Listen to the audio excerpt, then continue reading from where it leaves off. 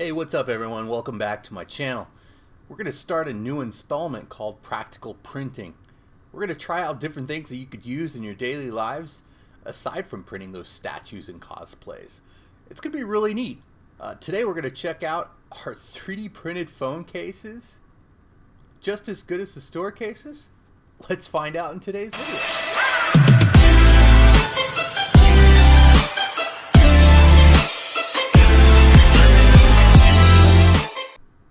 So on today's episode, we printed off a couple cases from Thingiverse. The links will be down in the description below to where you can find these files if you'd like to use them.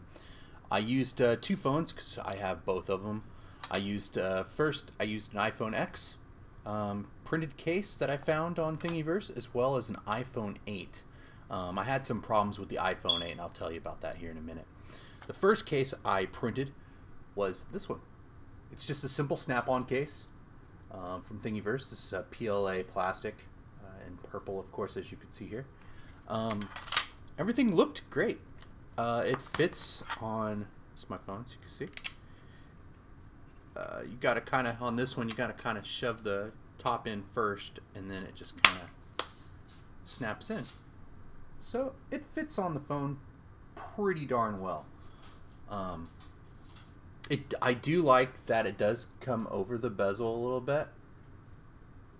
So if it were to take a front fall, it'll have some cushion as far as distance between the ground. It'll have a little bit of protection. But of course, with a case like this, I would always recommend getting a screen protector. That way you have that additional protection when you do cases like these. Now you see cases like these, aside from 3D printing, you'll see them in the cell phone stores. You know, go for about $10 to $20 depending on the style and stuff like that in the manufacturer. Of course, if you narrow down the plastic, this probably cost, I don't know, $1 maybe. It took an hour and a half to print. We used a Creality CR10 3D printer for that at 0.2 layer height and 30% infill. I did the 30% infill because I wanted it to be a little bit durable, so it doesn't, you know, break in on demand, and so it had a little bit of flex in it when you put the phone in, because it is a really nice snug fit. The other case that I printed was this case for the iPhone 8. Unfortunately, it was a little big, so the measurements for this print isn't exact. Now, I'm sure a lot of you can go in there as well as I could. Now that I know that it's too big, and we're talking probably a couple millimeters too long and too wide on this one. What attracted me the most on this one is it had higher edging to come up and over the iPhone, and I like that a lot. Because it gives you more protection. You know, it's over the phone. The way it looks like on the end grooves, hopefully we can get that focused in there. The end groove's a little bit further down, so the case did come up a little bit higher on this one,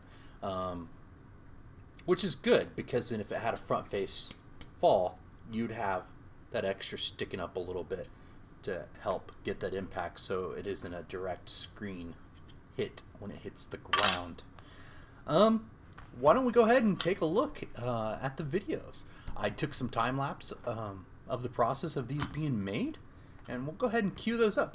Let's check those out.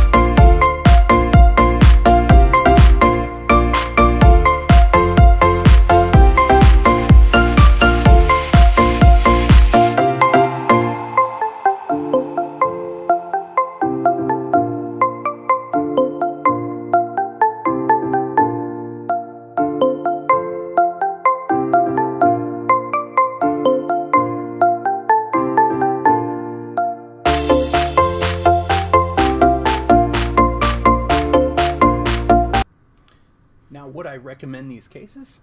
Absolutely. These cases, I think, especially the one that actually fit really well, I think they're the same quality.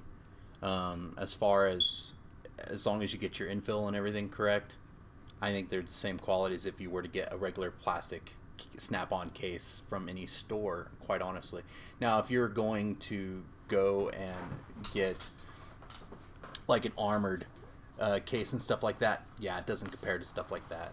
Or an OtterBox, yeah, hands down, OtterBox, you know, they're great for that. But if you're just looking for like a stylish, semi-protective case, you know, that'll do short falls, you know, something maybe, you know, fall out of your pocket while you're sitting in a chair and it hits a carpet floor or something, yeah, they're perfect for that. That's pretty much it for this video. I thank you for watching, and we'll see you on the next episode of Practical Printing.